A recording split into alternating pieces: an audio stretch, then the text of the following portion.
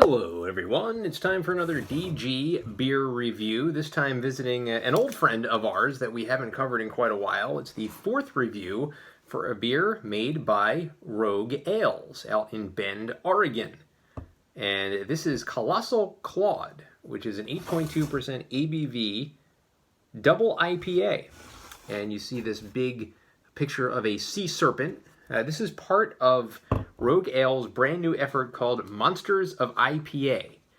So far, they have two IPAs named after tall tales, kind of monsters around the Oregon state.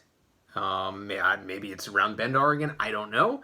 But this one is a monster, a sea serpent called Colossal Claude, that in 1934 was spotted off the coast of Oregon. And it was rumored that this crazy sea serpent was 40 feet long. Okay. Kind of like the Loch Ness Monster, I guess. Maybe it was the Loch Ness Monster. It just sailed all the way to Oregon somehow. It was then discovered again in 1963, this time by Shell Oil Company. So they had this person working for Shell Oil Company, I suppose, who spotted this sea serpent and claimed that it was about 14 feet long, so a little bit less than the 40 that was originally thought of. So far, two beers in this Monsters of Beer, or Monsters of IPA campaign. The other one is a beer called Bat Squatch. Doesn't sound very appetizing. I don't know why. It just sounds kind of... But anyway, Bat Squatch is is the other one. Maybe one day I'll review that one. So this is the 3,122nd best double IPA according to Beer Advocate. So definitely not part of the top 10's IPA, or top 10's, IPA list that I'm doing. 8.2% ABV, as I mentioned, and there is a little story about this. Oh, by the way, 75 IBUs, so pretty up there.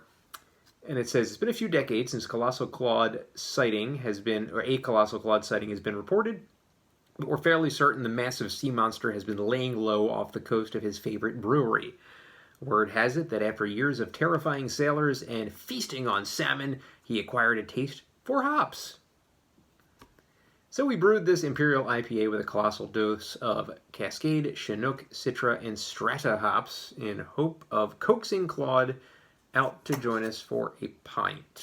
Tropical malt, citrus, bitter, pine. Pair it with squeaky cheese, baked salmon, or saltwater taffy. Because Claude lives in the ocean. Does it really go with saltwater taffy? I don't want to try, because I've never been a fan. So I got a tall boy here of this particular beer, 19.2 ounces, so 1 pint and then some. As we pour it into this tulip glass and see what we got here in the pour. Ooh, it's getting that weird pour off the side of the rim. I hate when that happens. Okay. There, I'll lick the side of it. Sorry about that graphic. Anyway, so here is the beer in the tulip glass. Very, very light colored, actually. Nice frothy head on it, about 2 fingers or so. And clairvoyant. You can see my hand through it. So a very, very light colored IPA, that golden color. Aroma-wise, let's see what we got here. Yeah, I'm getting a very malt-forward smell from Colossal Claude here.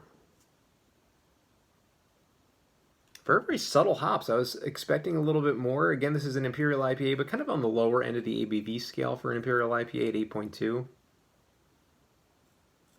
Maybe a little bit of mango in there, a little bit of that citrusy. Yeah, just not the most potent aroma in the world. I'm a little bit disappointed in the aroma. Let's see if it makes up for it in the taste.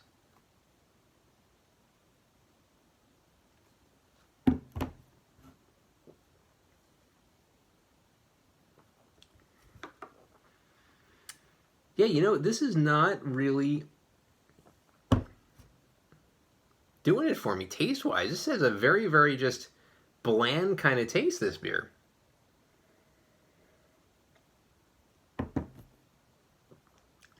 I am not getting one single particulate from this beer that's going to the forefront. It's all kind of a subtle taste of everything blended together, which is really strange. I thought maybe I'd get like a little more mango. I would get a little more, I don't know, maybe a little bit more of that piney kind of taste, being a West Coast Imperial IPA, but I'm not really getting anything at all.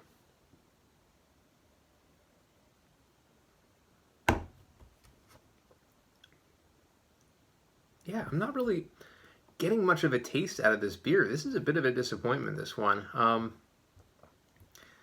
A little bit of a dankness on the end, but not really that harsh. That said, I guess the one thing you can say about this IPA is it masks a little bit of the alcohol volume in the taste. However, the taste really just isn't there for this one. I'm gonna go ahead and give Colossal Claude, unfortunately, a 6 out of 10. I think that it's got a nice gold color to it, and after that, it kind of goes south. Aroma just not there, and taste is just not there either. It's kind of just a very, very bland IPA, so not the best effort, in my opinion, from Rogue Ales.